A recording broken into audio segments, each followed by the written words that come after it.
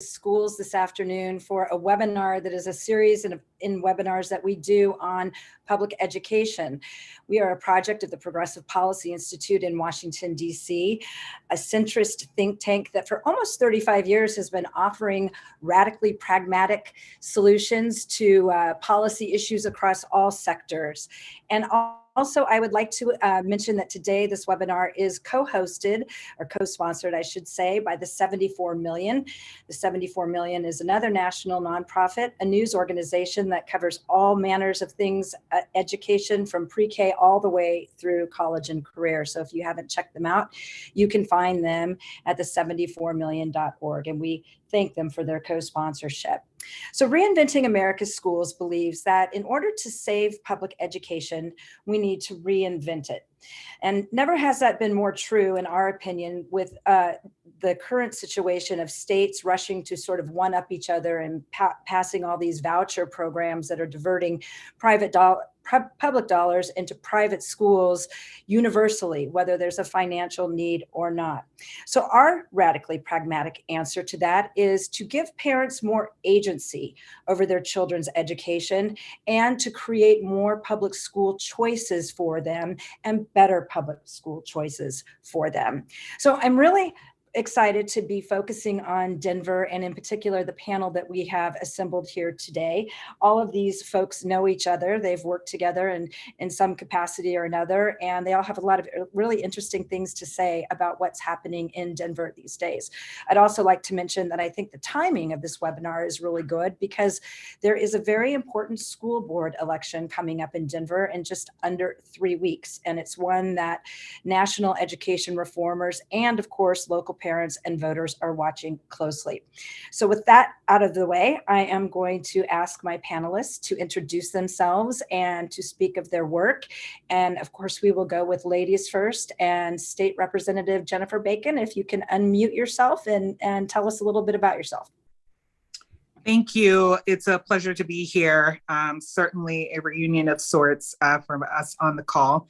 My name is Jennifer Bacon. I am currently the state representative of House District 7 in Colorado, which is the far northeast corners of Denver.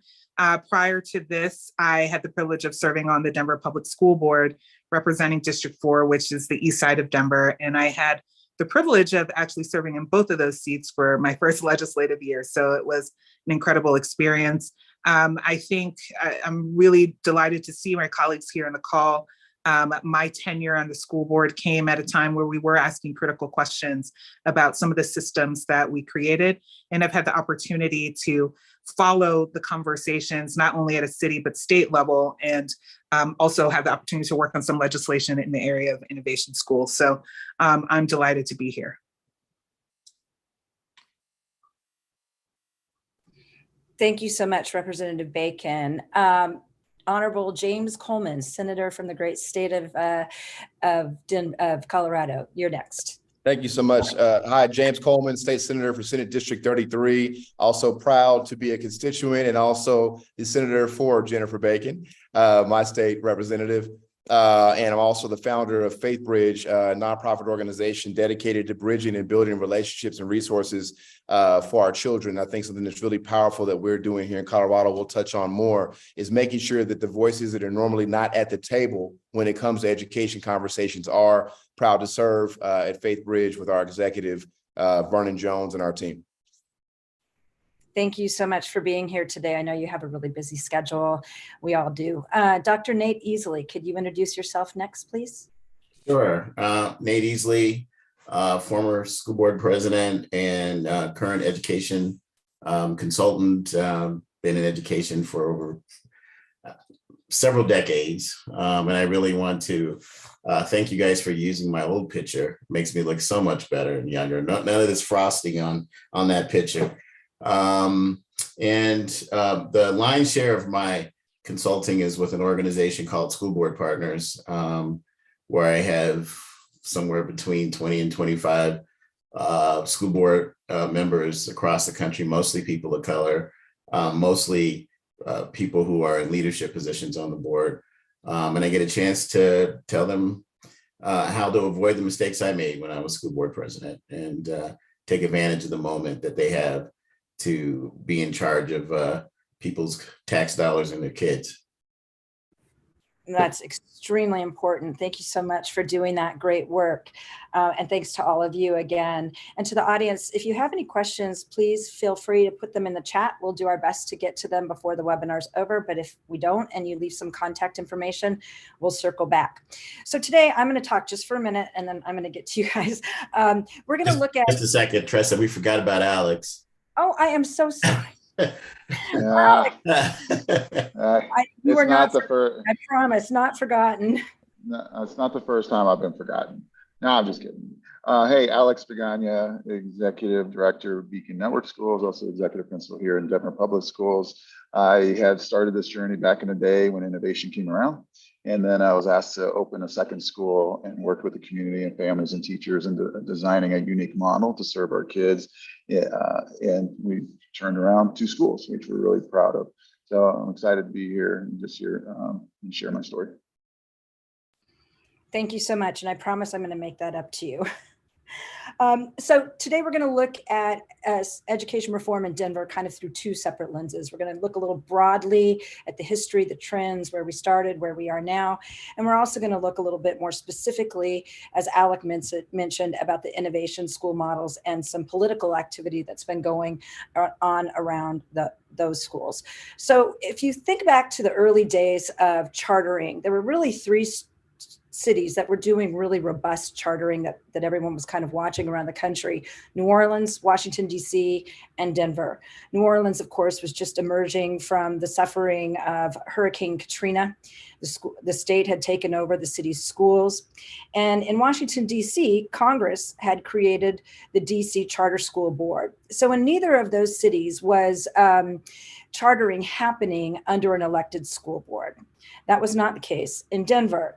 Denver had an elected school board when it started its robust reforms and chartering movement. And so there's always been a little bit of a mystery, a little bit of a concern. Is Denver going to be able to sustain the reforms and continue to grow and progress from them, as election cycles come and go and board members cycle on and off the board? Would the reforms be sustainable? And of course, folks like us at Reinventing America Schools really hope they would, because it was really undeniable that we were seeing progress for students, especially low-income students and Black and Brown students. And I'm going to throw out a couple statistics here. So in the 2005-2006 school year, more than 11% of Denver public school students were dropping out, and fewer than 39% were graduating high school on time. Fast forward 10 years to 2015, only 4% were dropping out, and the graduation on time rate had risen to 67%.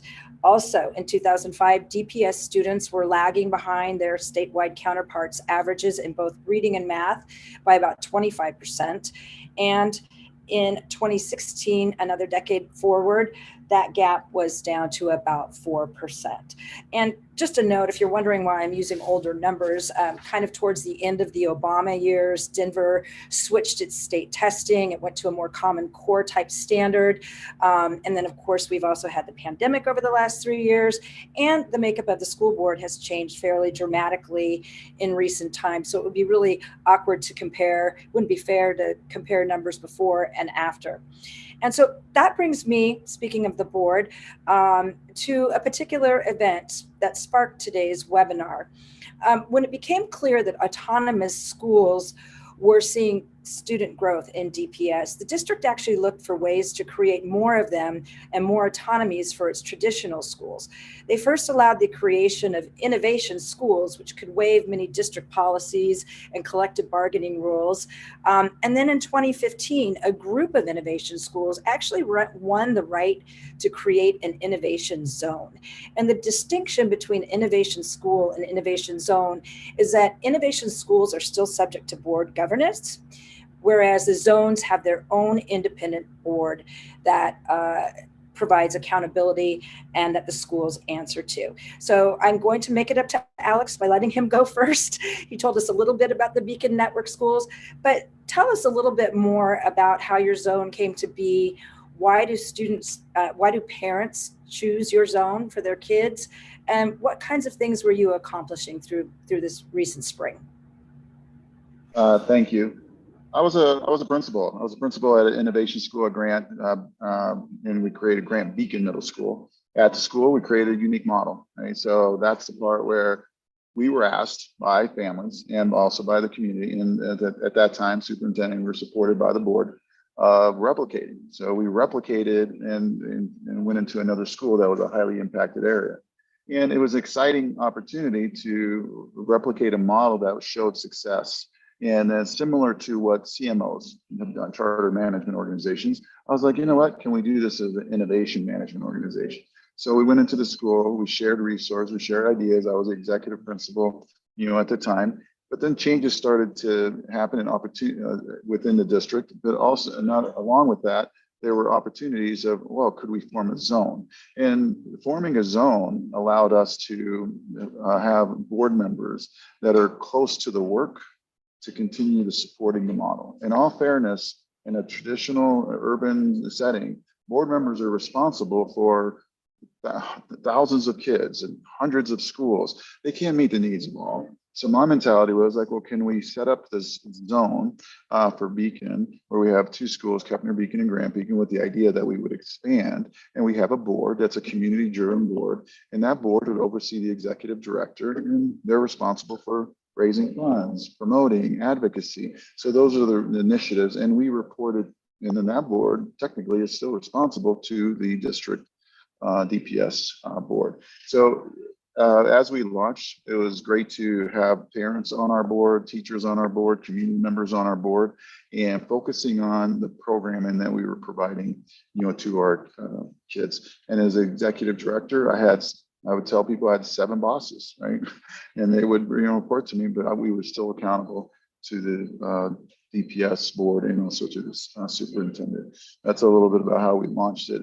The benefits were that because we had so many great structures at the initial school, when we went over to Kepner Beacon, we were able to maintain it. And then unfortunately, COVID hit and it hit everyone. And that's understandable, and it impacted. The one thing I am proud of, that because of our forward thinking of us being able to have students even with one-on-one technology, which was not the norm across the district or in other schools, our students were able to at least maintain and have the opportunity to maintain. We still have a lot of work to do because the gap is, did widen with that. But our kids are flourishing and doing well. And right now the school is doing well and showing good high growth. That's good to hear. But there's been a change in your innovation status. Is that right? And we can get into more details later. But am I correct in saying that you've kind of lost the autonomy that you had before? The schools are still innovation schools, and we're in the process that's outlined by the Colorado State Law, the Innovation Act. The schools are in the process of still maintaining the innovation, being innovation schools. The zone itself was recommended for revocation. So the zone was revoked due to various reasons. But we were still given the flexibility with the superintendent after he saw the additional data, and also that we would operate as an IMO, initial innovation management organization. Thank you. Senator Coleman, Alex referenced the state law. There's a charter school law and there's an innovation school law.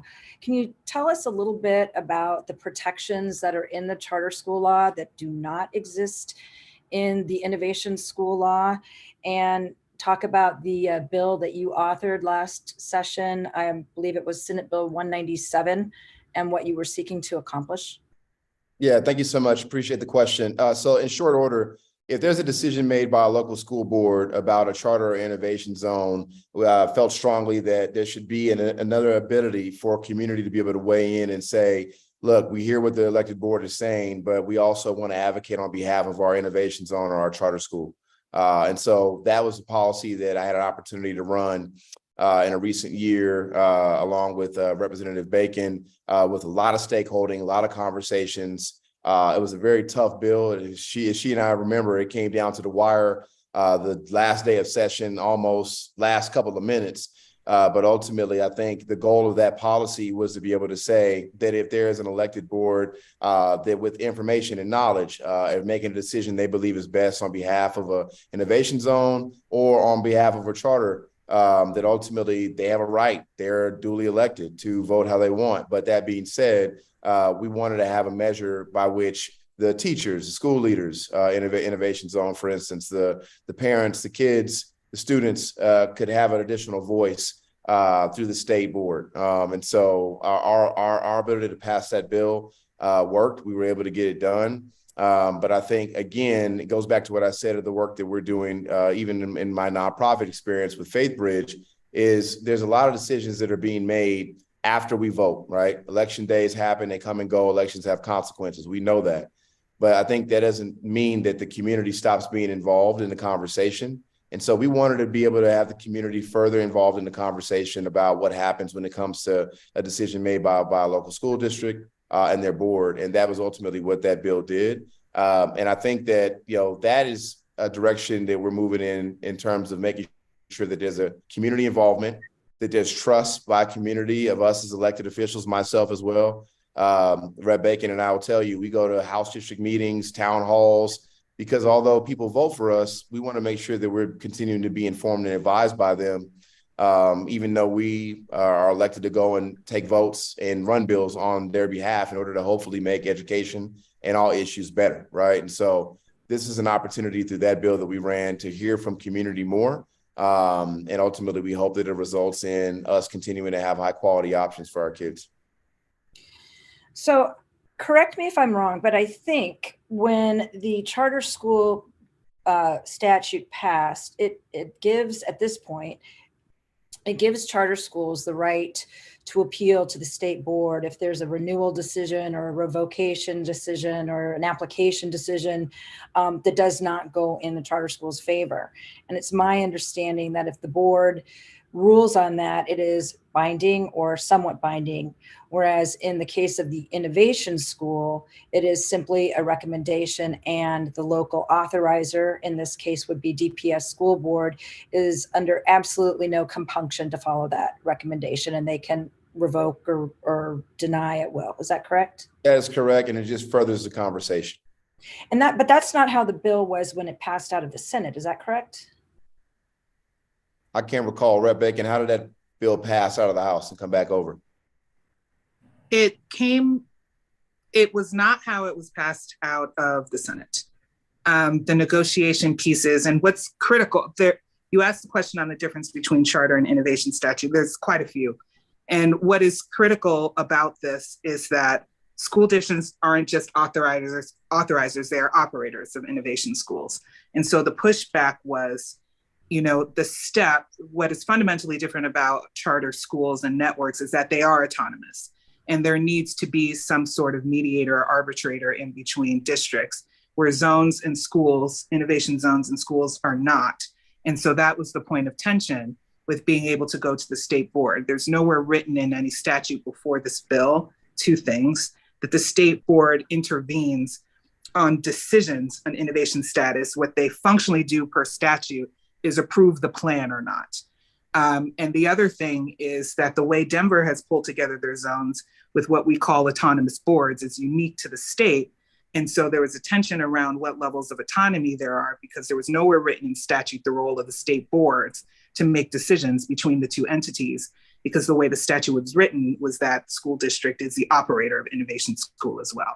And so the way that it came from the Senate had it more positioned as if they were a charter network, right, with their autonomies, than not. And by the time the bill left the House, it had become that the state board would be a space to receive an opinion, but it would not be binding. Well, hasn't there historically been tension in DPS between the board and the central office and the autonomous schools over the level of autonomy? And isn't it also true that when there's greater autonomy, there tends to be better student performance and student outcomes, as we see with charters? Well, I think it's actually very fascinating to have Dr. Nate Easley on this call and Jennifer Bacon on this call, quite honestly, because between the two of us, we have 10 years, right, of experience of these questions. And I think, and I don't mean to put you on the spot, I think Dr. Easley was quite honestly like very brave and strong in putting on the table the changes that our district needed to see. By the time I got to the board, we had questions on, were these things taking us where we wanted to go, but also what kind of adjustments do we need to make? And so the data question is not a simple yes or no. I would say that there's certainly evidence of critical mass, of the autonomous schools and being able to do things. But if you follow Denver Public Schools, even in the last couple of years alone, we are still having questions on data. And so I just don't want to hide that ball either. But the big bet for us was to take on autonomy. And we did learn. I was a teacher in New Orleans Parish Schools in 2005 and 6 when that was happening. I was in DC in 2008 and 9. And we did learn and watch what was coming west to try to make some adjustments. Our choice system is very unique because of that. And so the questions that our district had been grappling with for a decade was around autonomies. And does it get us where we need to go? Because we made that a big bet. But also, what do we need to understand about balances? We have different choice data now than we had 10 years ago to see how people are making decisions about schools. We have a different enrollment environment now, right? When it comes to our number of schools, that the data has not been the same as it was 10 years ago. So I don't want to say that autonomies didn't get us progress. It certainly did. But there were some big questions that we need to answer on ways to function that, quite frankly, were unique. And I know this now to Denver versus the rest of the state. I do talk to other school districts on how they use innovation status. I know this is not the point of this conversation, but it is very different. And so I think for what it's worth, we still have some questions to answer and how to make, kind of like all boats, right? And all of those things to really lean into the best practices and best learnings of autonomies. I guess I just don't understand how returning control of governance to a very distant DPS board that's responsible for thousands of students and hundreds of schools, as Alex pointed out, is an improvement vehicle for a school that has students that have struggled so badly through the learning loss of the pandemic and are marginalized in other ways. But we'll come back to that, because I also want to talk about a little bit about your history as dean of one of the larger charter schools in Denver. And I want to find out how your thinking may have been changed by autonomy, because it seems like you've had a lot of experience with that. But I want to give Dr. Easley a chance to weigh in. You were the DPS board president when a lot of these big, bold reform moves were initially being undertaken. You started your career as an elected school board official, as a teachers union supported candidate, but you broke ranks fairly quickly with the anti-reform position on the board. Can you give us a little bit about your experience and talk to us about what was accomplished or what you sought to accomplish during that time? Sure. So I decided to run with the teachers union because I was not the chosen person for ed reform, and I was not patient enough to wait my turn. I decided that I wanted to run, and the time was then, and that regardless of whether I was chosen or not, I was going to run. And so that's what happened. They embraced me. But I will say neither the ed reform side or the teachers union side really knew me. I had only been back in Denver for a year. So I was barely eligible to run for school board. Not many people knew me at all. So the fact that I won is surprising. The fact that I ascended to the board presidency is shocking. And I'm certainly not going to attribute that to me. It was just the circumstances. When the union candidates won, there was a big question whether or not we were going to fire the new superintendent, who was not only ed reform, but one of the foremost ed reform superintendents in the country, Tom Boasberg. I didn't know Tom. And to be honest with you, I was pretty naive when it came to union versus ed reform. But I do know student outcomes. And so I did a lot of homework. And I found out that the highest performing public school in Denver at the time was Denver School of Science and Technology, which is a charter school. And when you talk to Bill Kurtz, who's the CEO of DSST, he'll tell you that a big part of that was his autonomy. And so he would agree with you, Tressa, that being able to be autonomous allowed him to be more innovative and do things. And so, always looking for the shiny thing that's going to make the difference.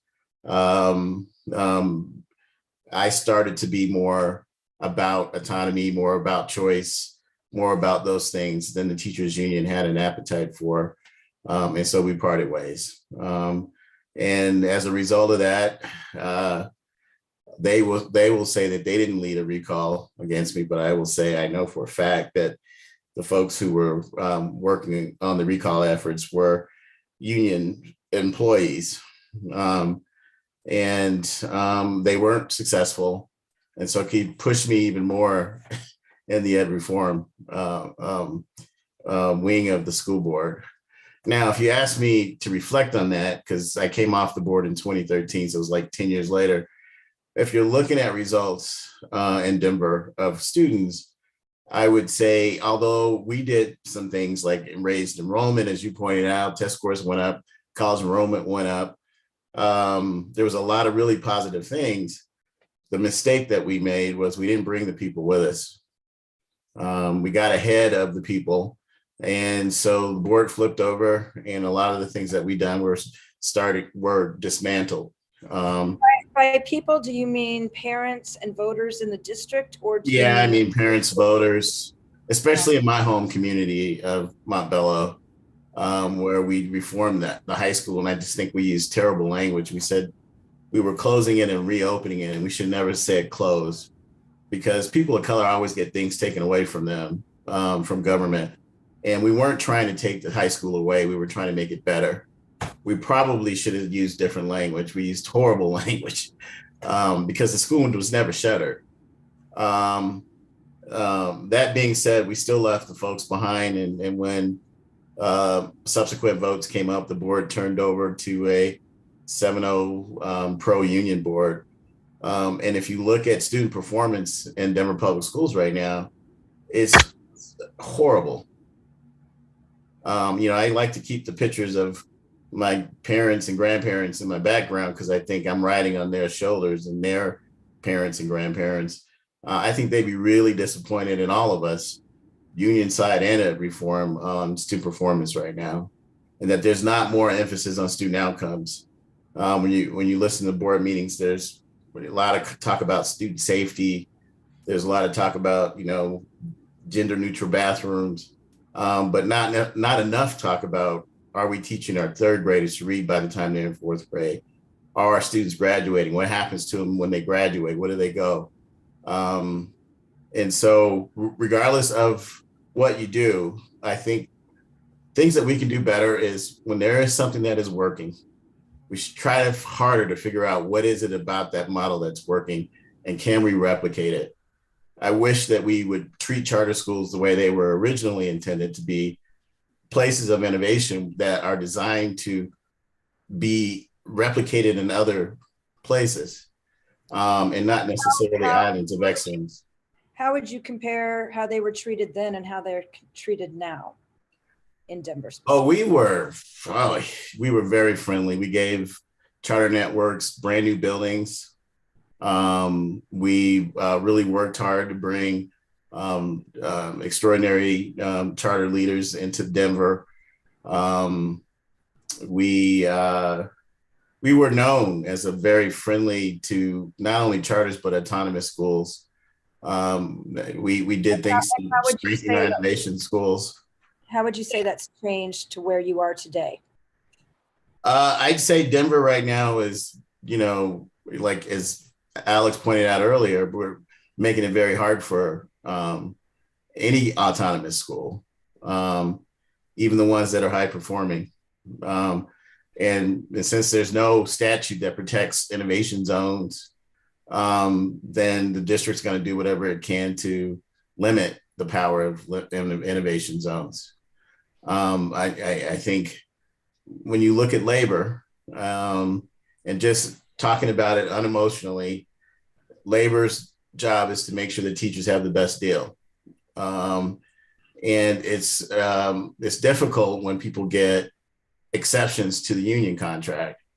And to have some autonomy, you have to get exceptions to the union contract on things like hiring, firing, the length of a school day, the length of a school year. And so when you have a completely pro-union board, then you're not going to be friendly to anything that's going to be an exception to the union contract, because that ultimately weakens your power to negotiate and get good salary. So I think we're in a bad place all around. So when you have 73% of white DPS students in grades 3 through 8 meeting or exceeding expectations, but only 20% of Black students and 24% of Hispanic students, what do you say to the board? I say that every single meeting, 80% of your time should be focused on how to improve student outcomes and how we can replicate things that are working.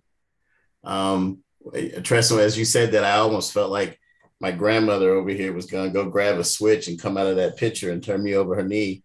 And she's going to be looking at the rest of y'all too, Alex and Jennifer and James, because, you know, our ancestors weren't allowed to read, period. And the fact that we're somewhere around 20% proficiency for people who look like us. And if you talk about boys, I'm sure it's worse, right? It's like we're not honoring them with our leadership. So it's frustrating, but there is hope, because there are still our schools, like the ones that Alex runs, that are doing some things that actually work.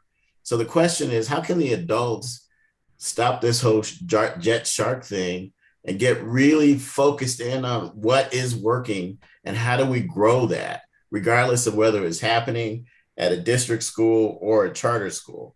And what can we do to be better at teaching kids to read after this horrible pandemic took us back 20 years? That's what I would hope we can put more emphasis on, and not necessarily on the means, but the outcomes. So there's so many pieces of, so many threads of the things that you just said that I want to ask the others to respond to. But I'm going to start with Alex, since his schools are the ones that are feeling the immediate impact of the revocation of the autonomy, its own board. I understand you're still an innovation school. I understand you have promises from the superintendent, but we don't have a track record of promises being kept yet, because this is all so new. So I don't want to put you on the spot, because I know your number one concern is your kids' success, and you're committed to working with the district in this new capacity. But when Nate talks about having a 100% union supported board and these reforms coming to a grinding halt, what does that look like on the ground to the families that you serve? One is family. Thank you. Families they don't get involved with this part. They just want good quality schools. And that's one of the things that we learned over the past couple of years. We're like, oh, okay, this is a charter, and we talk about charters, and it took a long time for charters to actually get to the point of being recognized as an organization. The past couple of years, we were pushing to get recognized as an innovative model, right? And then we did all kinds of communications with our families and community members of what that looks like. But when it comes down to the families, they make a connection with the teachers, with the programming, how to, all the things that are good for the school. The benefits of innovation allowed us to, and I always push for it regardless of, and it's unfortunate that we continue to go into ed reform versus union. It should never be about that. It's always got to be about kids and what we do. 100% of my staff voted in favor of our plans. So why would that ever change? Now I know that many of them are part, of that. With that being said, giving the schools of creating a unique model to support the children making quick adjustments and changes. I learned a lot from the charter schools. I mean, you can call me whatever you like, but I learned, I'm like, oh, we have to have clear systems, a clear vision, everyone on the same page. How do we get to that? Well, one is develop a plan and commit to a plan. And when you're talking about huge districts of 100,000, people, how do you get everyone on the same page? It's close to impossible. But can you be strategic and start small and then spreads out and then innovative ideas start to form? Absolutely. And many of the innovation schools let innovative ideas actually were part of the district's future strategic plans as they moved forward. That's, I mean, to the parents, they've appreciated, valued our school because of the unique things and opportunities that we provide. Keep in mind, the two schools that I was at, the first one and the second one, they were underperforming. It was under enrolled. People didn't want to be a part of it. Why?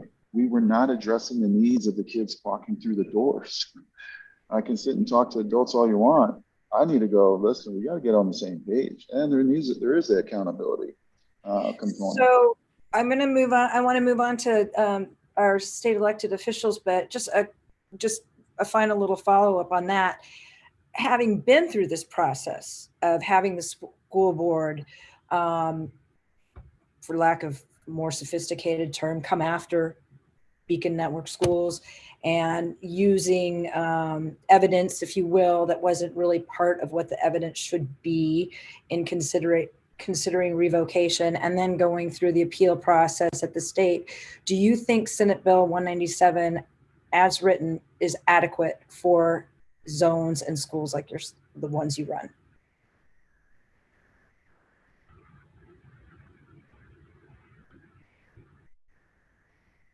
Alex, can you hear me? Oh, I'm sorry. I thought you were directing that one to the. No, I'm sorry. So maybe I was. repeat the question. Do you think Senate, having been through what you've just been through over the last year, do you think Senate Bill 197 as written is adequate, or do you think it needs to be revisited?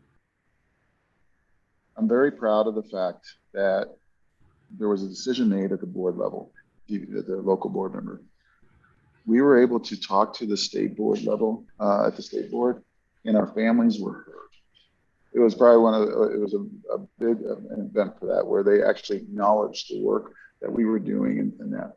That being said, I wish there was more influence, or however you want to say it, at the local level to make that decision. Now, we did not push it any further as an organization. We decided to pause, and that was our decision. And I was able to work with the superintendent of where are we going with it. But it would have been nice to have some more, not support, but just strength behind that decision, recommendations made by the state board. Yes. So I'm going to pull another thread from what Dr. Easley said, and I'm going to direct this to Representative Bacon and Senator Coleman, although I think Senator Coleman has his camera off. I'm hoping he's still with us and he didn't have something urgent come up. Dr. Easley said they did a terrible job, the reformers, and how they talked to the community, how they spoke of reform, the terms they use, the failure to engage, educate, bring people along to meet the moment. I'm wondering if that has changed in the light of the pandemic and all that parents have witnessed over the last 2 to 3 years, and the polling. It's really, really clear that the toothpaste is kind of out of the tube. Poll after poll after poll says that parents want more choice rather than less. And in many places, that choice is taking the form of universal vouchers, which has its own set of accountability concerns for me. And I know accountability is the big thing with you, Representative Bacon, as it rightly should be.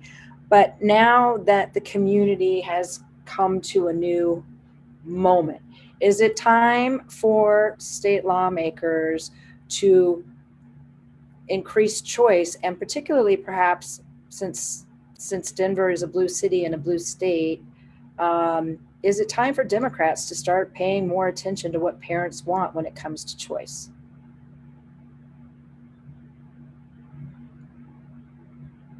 I'll let you go first, Representative Bacon. Senator Coleman may have stepped away. I'm not sure.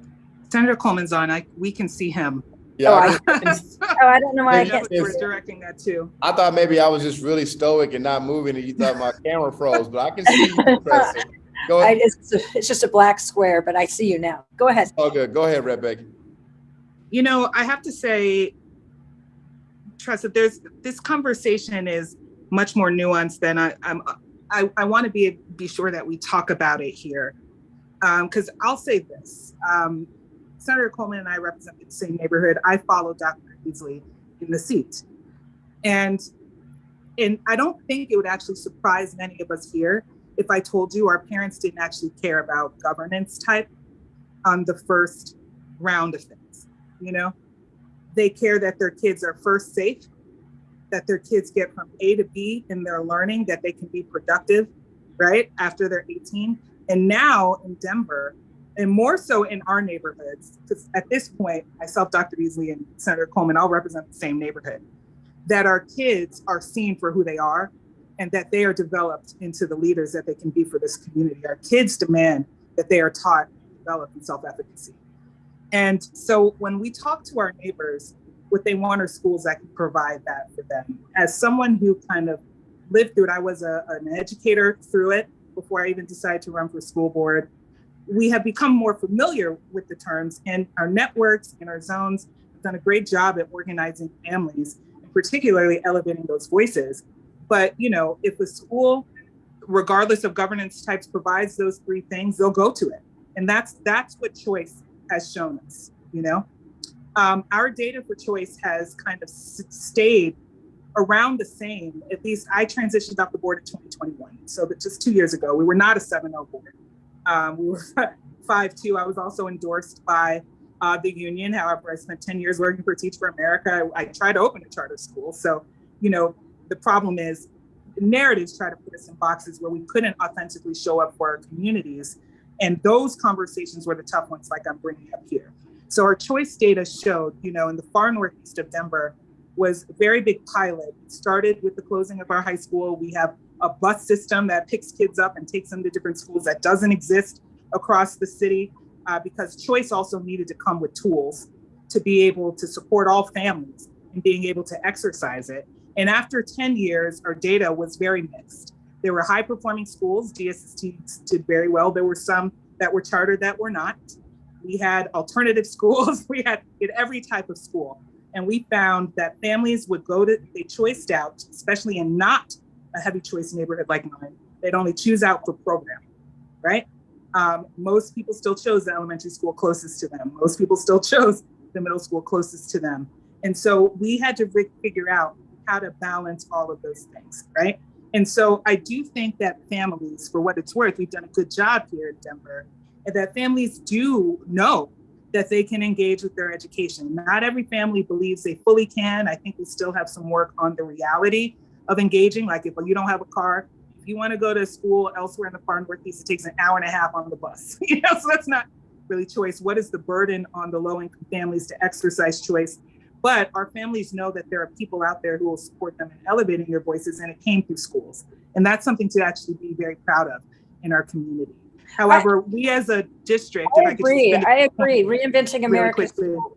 Mm-hmm. Reinventing America's Schools really does believe in the portfolio motto. We think that there should be choices for parents who want to send their child to a neighborhood school, to an arts-centric school, a STEM school, culturally intensive school. We think the more choices for parents, the better. So I think Denver is to be commended for approaching that portfolio model. But I also know that there's a huge body of evidence that said the more autonomous the schools are and the more the decisions for the children are made at the local level, the more certain it is that Dr. Nate Easley's grandmother's not going to come off the wall with a switch because kids are going to be getting a better education.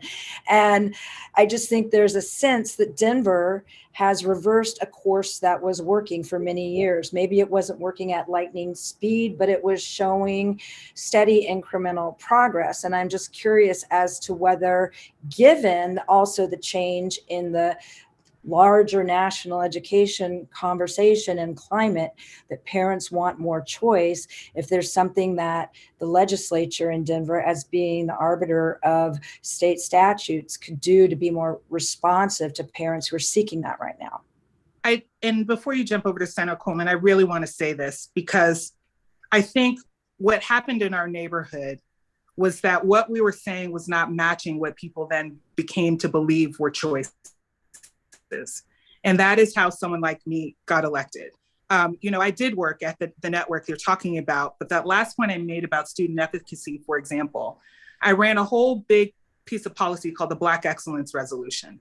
And actually we pulled the data for Black kids. And in 10 years, all we saw was at best 20% of Black kids were on grade level. And that was across governance type. And so the other thing that we know too is that if we're going to say choices, we have to actually provide those. And our communities did not feel like we were. We did not have an art school that was funded well. And so then when parents say we want to save our kids for academics, they're going to be pushed to a certain type of school. We had whole revolutions when it came to culture in those buildings. Should we walk silently in hallways? And to not say that those things didn't exist while also telling families they had choices would miss the whole point, I think, of what we're trying to do as a matter of policy. And so it's not enough to just say autonomy.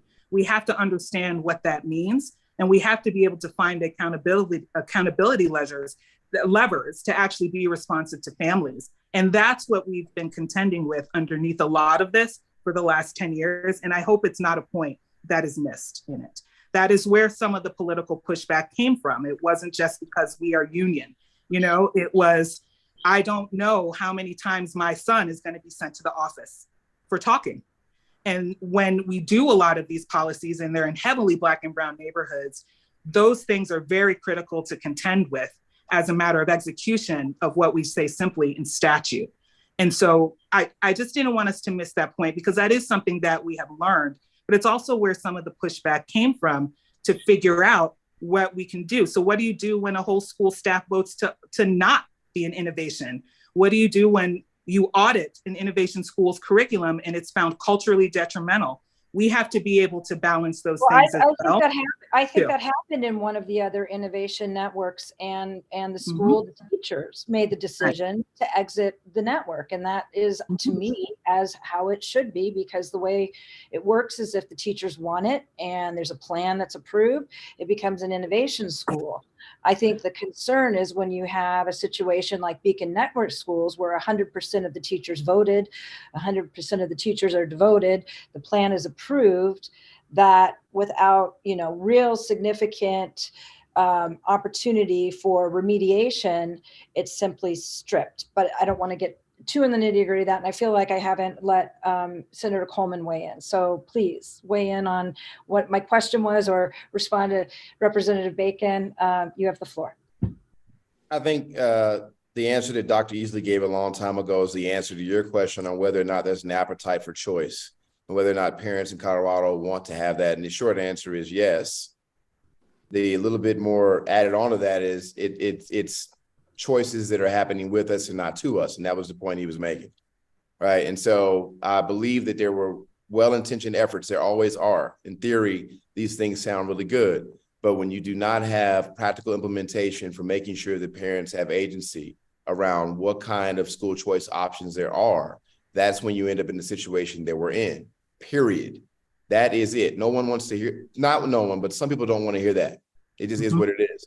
We know what's best based off of data. We know what's best off of best practice. We know what's best based off of what other states are doing, but we don't always know what's best because we're not going door knocking after the elections to talk to families and say, we know you're busy. We know you're working multiple jobs. We know you have multiple kids. We know you lack the capacity in terms of time to be able to engage in the way that we do. That's why you elect us. That's why you have great school leaders like Alex. That's why you have great board members like formerly Dr. Easley and now our state representative, Jennifer Bacon.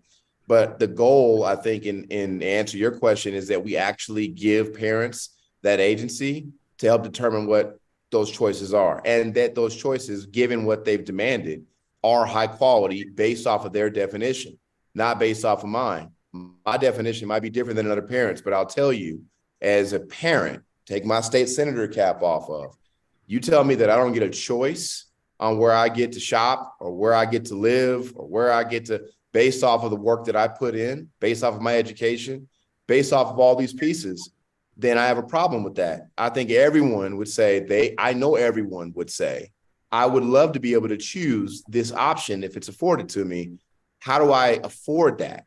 And that's what we have to get back to. So a lot of well-intentioned effort. I don't think anyone's evil in this conversation. I think ultimately we have to make sure that we trust families, school leaders, teachers to help us determine what high quality choice options look like in Colorado. So what role, I guess, I'm sorry, I'm not trying to be difficult, but what role does the legislature play when parents are using their agency and their voice as much as they can? Yep. I mean, obviously listen, obviously knock doors, but when you're hearing and when polls after polls after polls are saying we want more choice. I'm actually not hearing anything. See, that's the problem. And the polling is not being done by the community. The polling might be coming from some trusted source, but we need to actually hear from families directly. That's the problem. We're not actually hearing directly from families when we're making these decisions. A lot of the decisions that Representative Bacon and I are being influenced to make are based off of who's in the lobby. It's based off of who's being who they're representing. And while we appreciate that they're there and we do go to them for advice and perspective, our job is to do what she does and I do, and that's actually go visit schools. It's actually be in the community and talk to them, welcome them to come here. And so the data, the polling does not unequivocally say that we want one particular type of governance model. What it says is we want high quality options. Our job is to pass policy. We're policymakers. And so if the policy ultimately says, man, I really believe, again, Alex is a case in point, 100% of my entire network, right? Whether it's the teachers, whether it's the school leaders, whether it's the parents and the kids, they're telling me that they need this and want this. Then it's our responsibility to run a bill the way that we did. And then it may be an opportunity for us to go further, but we have to hear from them and say, we need you to do this. And by the way, we run a bill, it doesn't just pass in Denver. The bill passes across the state, right? And so we have to do our due diligence to engage all of our colleagues. We need 33 in the House and 18 in the Senate. Our job is to show them how we're having the same conversations in their community. Those conversations aren't being had. Those are the challenges that we have, and we have to make sure we're hearing from community as well as the rest of the ecosystem advising us on policy. So Dr. Easley, I think we're talking about the same thing, just separated by several decades from your position as an education consultant now, along with your history on the board. What does the good schools, good outcomes, I won't call it the reform community, but those that are advocating and agitating for reading, writing, and arithmetic, what do you advise them? How do they mobilize? I would suggest, first of all, let me just say that every middle class, and I'd say probably the upper half of income earners, definitely the top quartile, has choice, and we will not take it away from them, period. So the debate about choice is whether low income folks have a choice, number one. Number two, if you give me a choice between Shop and Go and 7-Eleven, that's not really a choice if I want healthy food, right? I mean, you might, with all due respect, I don't want to get sued by Shop and Go or 7-Eleven or the Quickie Mart or whatever. We'll bleep it out. I'm probably not likely to find the healthy stuff that I could get at Sprouts or Nature Foods or all those that are in my neighborhood where I live in Denver versus my sister's neighborhood in Montbello, which her options are. Okay. So to Representative Bacon's point earlier, how do we help low-income families make a good choice, an informed choice with quality options, right? So number one, I think choice has to be built in. Number two,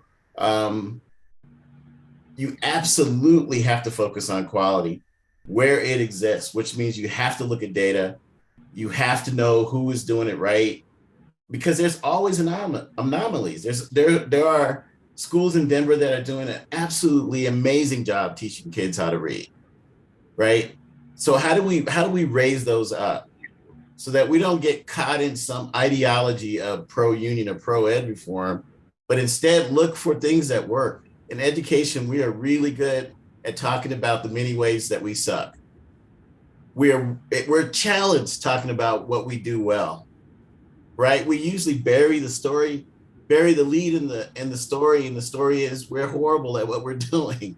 That's not true in every case. All of us have had absolutely amazing teachers from elementary school all the way through college, right? How do we raise those teachers up? How do we make sure we make it difficult that they leave us, right? I just think this whole jet sharks, ed reform versus union is a distraction to focusing on I what agree. works. I agree. And I agree, and I think we all agree of that. I think we're all sick of it. I think parents are sick of going to school board meetings every Tuesday night or every second Thursday night or whatever it is, and screaming and yelling for hot water in their bathrooms or SROs returned or whatever the issue is. Yeah. But I think the fact of the matter is that a lot of times data is ignored and things are done on emotion. And I think that there is a track record now, and I'm not saying by any stretch of the imagination that every charter school is a good one. That's why we close them. That's why the accountability system is there. And I think authorizing has improved dramatically over the 3 decades that we've had charter schools. And it really encourages me, especially when I see in places where it was the wild, wild west in the beginning, it encourages me to see them really actively pursuing good authorizing policies and trying to learn from NACSA and others as to what makes a good authorizer. What's the right balance?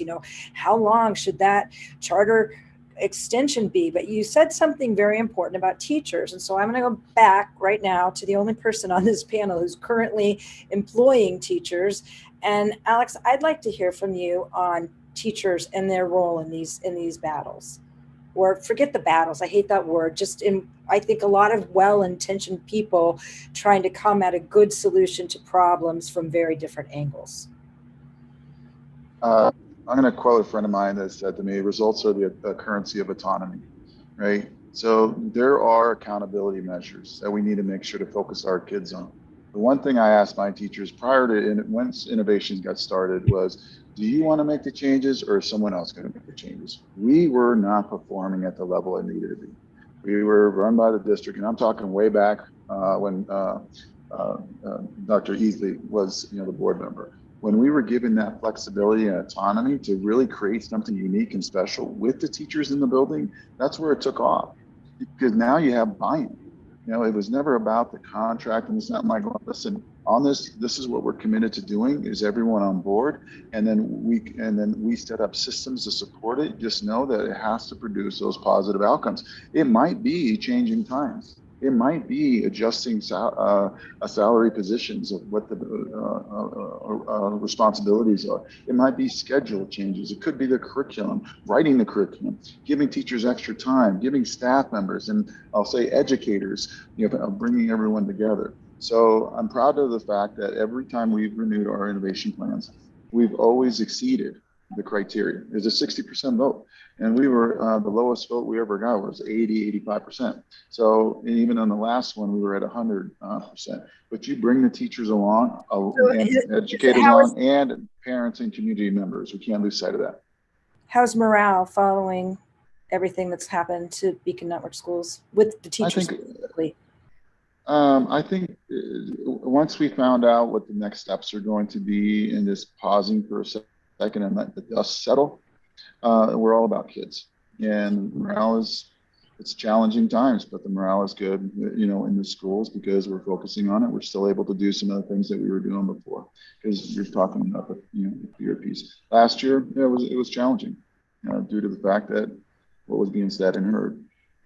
I said it to you in a pre-call a couple of months ago, but I find your lack of ego in all of this just incredibly refreshing. And the fact that kids always come first with you, no matter in good times or bad, is just extremely impressive.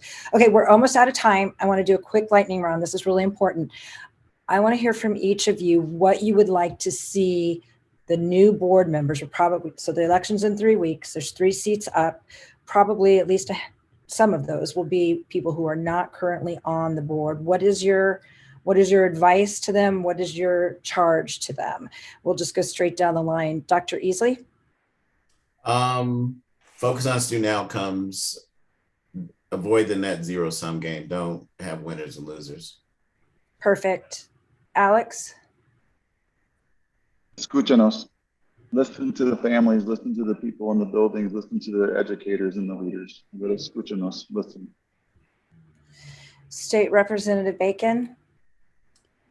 I agree in that there are things that we should be focusing on. Every school board member should know at all times how many kids are on grade level. And I think as well, we need to have some vision and remind ourselves that we are here to serve and listen to families and find the appropriate tools that get there, even though those tools may want to divide themselves in you. I love what you said about knowing how many kids are on grade level. That's just extremely, extremely astute. You can't fix it unless you know where you're at and what you need to do. And finally, Senator Coleman, you get the last word. Have the same expectations for all children as you do your own. Love it. Love it. That's great.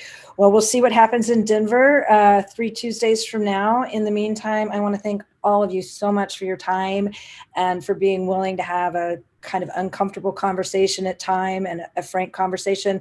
Gotten a lot of little notes in the chat that this has been a really helpful conversation. So I really thank you. And I think it was an impactful hour. Appreciate it.